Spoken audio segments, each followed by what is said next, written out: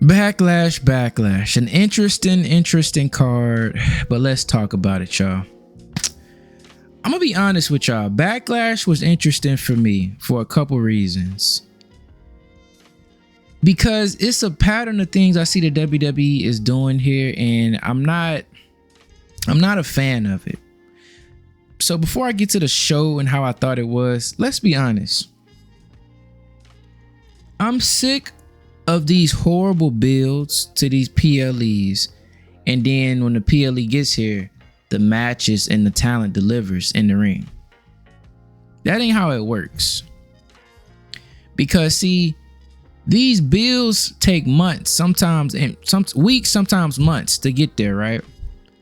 So until we get to the actual match, we have segments after segments, face off after face off, moment after moment, where in essence that is building us and making us hype and putting a backstory in behind why feuds are occurring, right?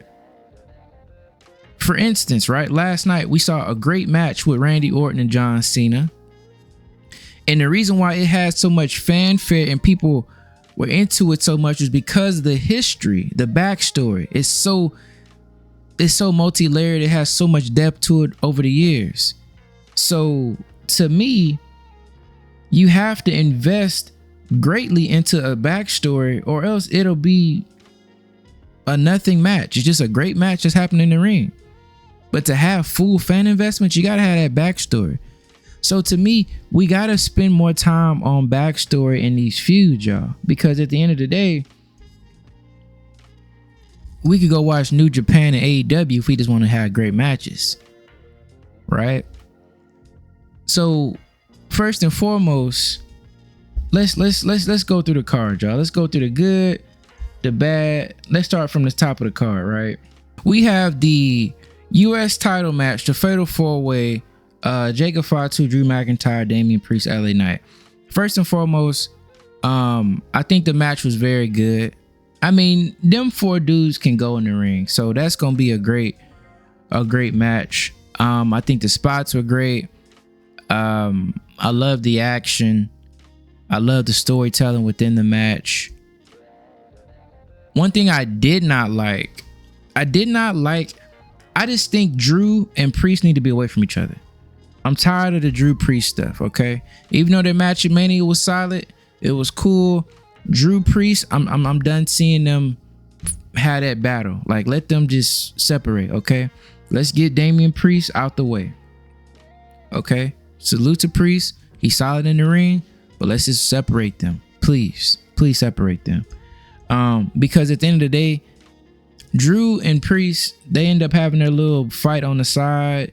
They had their back and forths, and it just seemed like every time, whether it was Jacob doing a Samoan slam,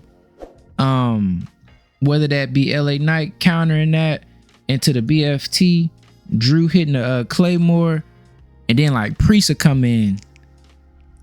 It just like Priest was just there, bro. Even though Priest don't suck in the ring, Priest was just there, to be honest with y'all, bro. So I just think Priest we need to push Priest out the way. We got to give Priest something else to do. I'm sorry. Salute to Priest. He's solid, but he seemed like he was just in the way this whole match. We see that Drew McIntyre got hurt with the slam by Priest. Priest scooted too far up the table when he did the slam to Drew, and now Drew is hurt. And I noticed that as soon as Drew hit the floor, bro, he was grabbing his head, not like kayfabe, but he actually like he was hurt. So Priest was a little sloppy with that. He should have stayed further back. These are tall dudes, and you're getting right to the edge with not much clearance. If it was a way more clearance, sure. And I don't know why WWE is not putting down the soft pads underneath these tables, bro. Come on now, protect the talent. Don't just literally have concrete floor underneath it, bro. Fans just want to see the table get cracked. They don't care about if it's a pad, bro. So do better on that, WWE. I hope Drew is okay. LA Knight eats the pin. LA Knight eating the pin, I don't like that. And honestly, I don't even like Drew and Priest just eliminating themselves. I don't like that, because in essence it then became LA Knight versus Jacob Fatu again, and we just seen Jacob Fatu beat LA Knight. That ain't, to me, LA Knight deserves some better. He deserves better than this. I don't like how he done ate 2 pins back to back. Like, you could say, you know, the interference with Solo and Jeff Cobb. Speaking of that whole angle, Solo is just there at this point. They don't got nothing to do with Solo. He gonna eventually turn on Jacob, whatever. They keep trying to throw more people into the bloodline, bro. Let that shit die. Jeff Cobb, people thought he was Rhino, bro. I'm not saying he sucked. I don't know much about him, but he don't got no presence. He don't look intimidating. Let Jacob be away from them folks, please. Please just separate Solo and all of this. Let Solo do something different. Leave Jacob alone. Let him go cook and do whatever he want to do. Cause it's just tired. And I know they're gonna set up Jacob turning on Solo or Solo turning on Jacob and them jumping Jacob with Jeff Cobb and Tama Tonga and all of that. I don't care personally. Jacob is good enough to go stand by himself. All of that. So I'm good off of that. LA Knight deserves better though, but the match was good. Those are my thoughts on that. Up next, to me, the feud of the goddamn PLE, Lyra and Becky. This was the only feud that had proper build. Becky and Lyra. If y'all know, I love Lyra Valkyria. Becky, I'm not the hugest fan of, but at the least she is great, so I gotta respect that. They got beef there. They got history there, obviously, with the mentorship between Becky and Lyra. They were just tag champions for a brief moment. They tagged up. The turn for Becky on Lyra felt premature. And I think it was the best build, but it wasn't the greatest build, because Becky kind of has a tendency to overact sometimes. And when she overacts, it gets a little cringy. So that's the only thing with like Becky sometimes. I feel like she be doing a little too much, y'all. Doing a little too much. And I think that right there can kind of make it a little less than, in my opinion. So beyond that though, I like the back and forth. I like what they were going for.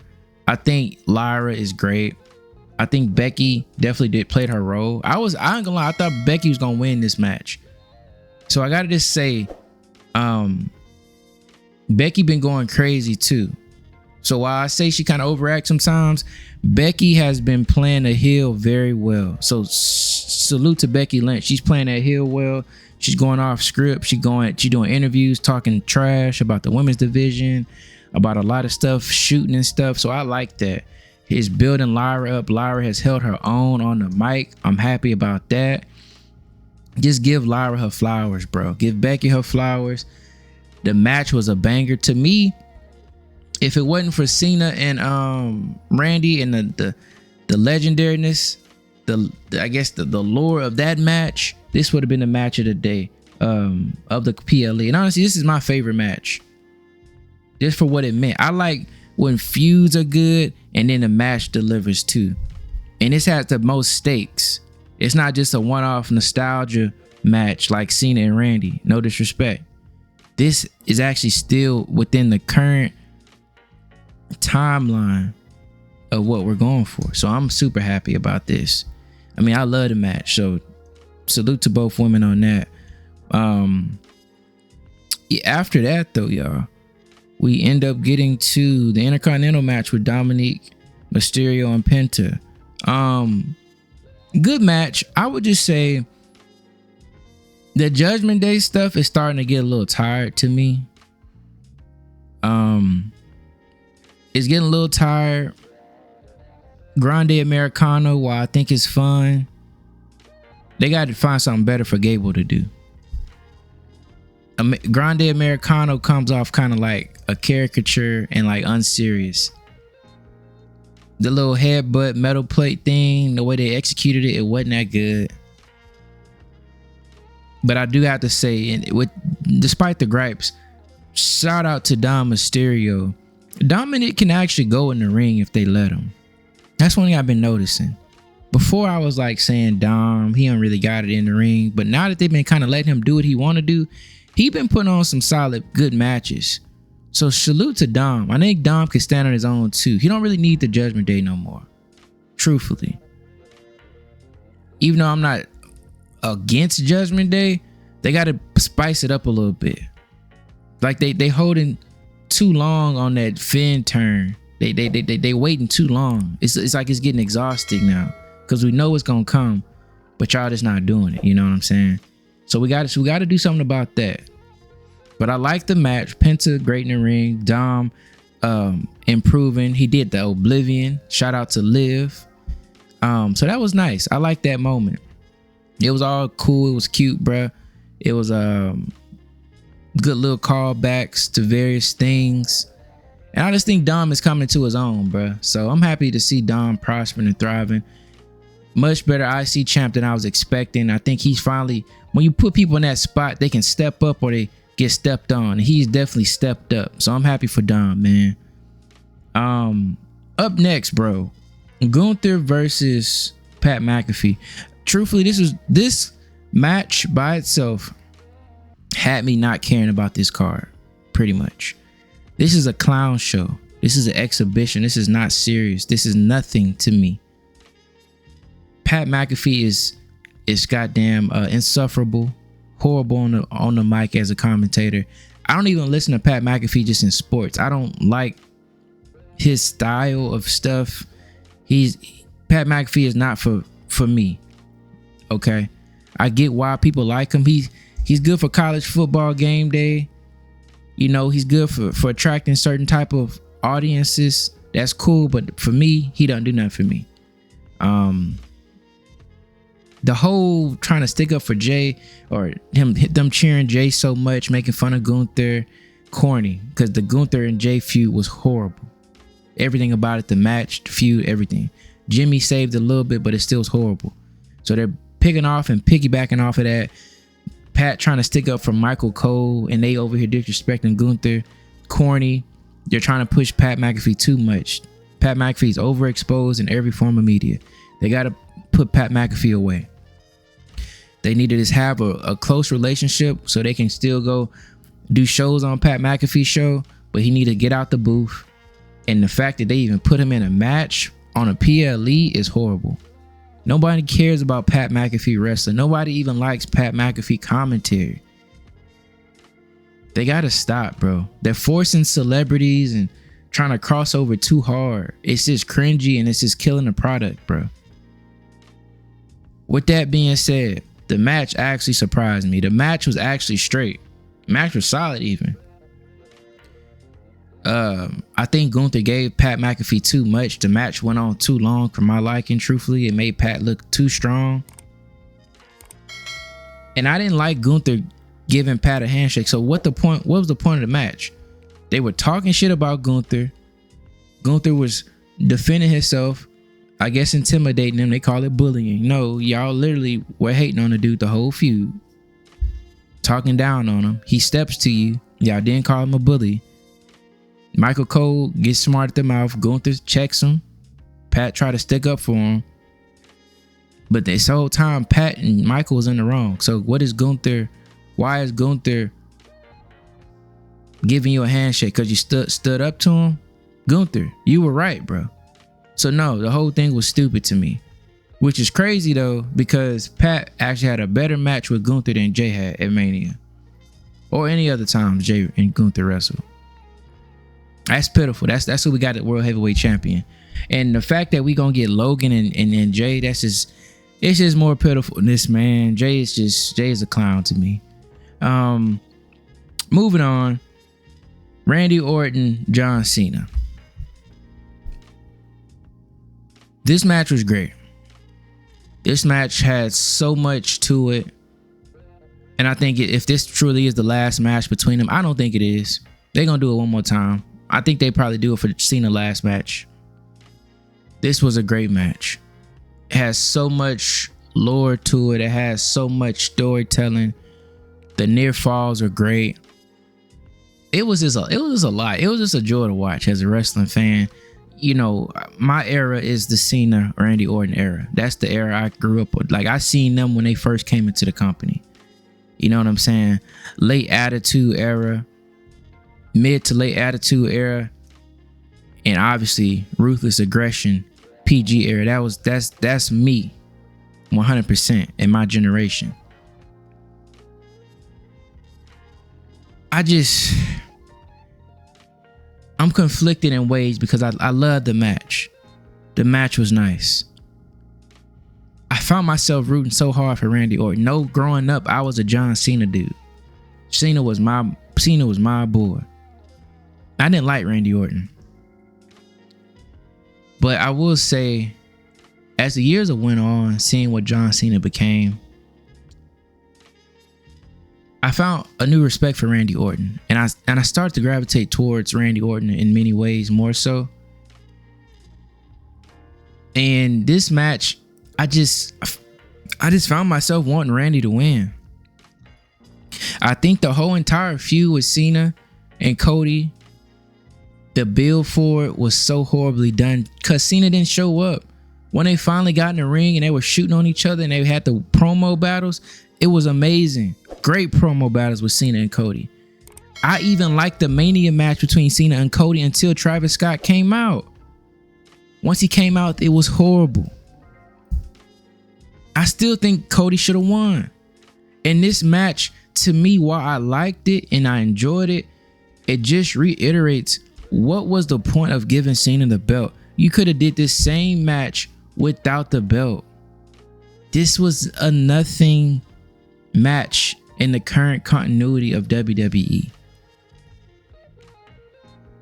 It's like we took a whole year off, and I'm gonna do a whole video about this, just a little snippet. We took a year off of what we've been building for WrestleMania 39 and 40 just to give Cena a run with the title for no reason. Cena's heel turn has not been good. I always said Cena's my GOAT. That's the dude I seen come in with the lame tights on and he became John Cena. But Cena heel run hadn't been good, y'all. That's why I said at the beginning of the video, the build up, him getting in the ring, chopping fans, bro, that's lame. This whole I'ma kill wrestling, horrible, bro. All corny, all lame. You only are doing this gimmick because you're lazy. You don't want to get a new Titantron. You don't want to get a new gear. You don't want to get a new appearance. You don't want to get a new song. The fans are looking through that, bro. So like I said at the beginning of the video, the build was horrible. Cena's heel turn has been bad, but the match delivered. I don't want to just be over here relying on a 15 or 10 to 30 minute match to save a whole feud. Because we go weeks and months with these crap builds. Us people checking out, falling asleep, and disinterested, and then the PLE comes and then the match delivers. No. We get more storytelling than matches. So the storytelling needs to the storytelling needs to be better than the match. If we had to choose, storytelling needs to be better than the match. So we're getting horrible storytelling and then we get good matches. That's just not gonna work. Just same like I was saying with Mania, Rhea, Io, Bianca, horrible storytelling, and the match was great. Thankfully, the match was great, but we were put through hell for 2 months. That's not gonna work. It's not gonna work. And truthfully, they should have took the belt off Cena last night. Take the belt off of him. It ain't working. His promo style, his heel turn is not working. I love Cena, but it's not working. Put it on Randy, bro. Let Cena go do the rest of his run without the belt. Go do his road gallery, his ops, CM Punk, AJ Styles, all of that. Do all of that without the belt, bro. You don't need the belt for that. Cause now you didn't. What you just. What is Cody doing? Yeah, he on vacation, but he should have never lost. You could have had Cody drop the belt to Randy at freaking SummerSlam. If you really wanted the belt involved, do Randy and Cena after SummerSlam. Towards the end of the year where Cena hasn't won 17. You blew your load on 17. So 17 is gone. Who cares? He won 17. Oh well. Who cares? So I think the whole thing is like the match was nice, but I'm still frustrated about the whole scenario and setup for it. It just wasn't good enough to me. And now we got goddamn Jay versus Logan. That's what we got coming up on Saturday night main event. And oh yeah, we got John Cena and R-Truth. Bro, this is just, it's a clown show. Love Cena, but this Cena, like, You could have came up with something better than this, bro. I'm not going forward. I'm not going forward. So those are my thoughts on Backlash. I think the card was good because the match is delivered. I don't like what we kind of are going from this. The Cena, R-Truth stuff, lame. Gunther versus Pat McAfee. Who cares? That was a nothing changes. Nothing changes, please. They should have just written Pat off TV. Let him go do something different. Nothing changes after that. The US title match. Well, let me guess. Jeff Cobb and Solo versus Jacob. Who cares about Jeff Cobb and Solo? Truthfully. Now Drew is hurt. Damn it. Then you got Lyra and Becky's the only thing I'm looking forward to after this. That's all I care about. And then Penta and Dom. I'm happy Dom won. But this Grande Americano, find something substantial for freaking Chad Gable to do. Grande Americano was supposed to be temporary. They trying to make it a real thing. No, bro. No. So Backlash, the card, I say it was good. Probably say like an 8 out of 10, truthfully. But based off what's set up after that, based off the bills, ass, trash. The bills are bad. What's coming after is gonna be bad. Beside Lyra and Becky. And also too, way too much interference in the matches. We ain't getting no clean wins no more. We need more clean wins. Only clean win was Lyra, Becky. And also too, now that I think about it, that was my match of the night. I like that one better than Cena versus Randy. What is R-Truth coming in the ring for, bro? Come on, bro. Too much, man. Too much, bro. So like, comment, subscribe, y'all. Appreciate that, y'all. Be on the lookout. We'll be dropping more videos. I ain't forgot about y'all. Just been handling the business, man. So appreciate y'all. Until next time, we say shalom, salute. Till next time. Peace.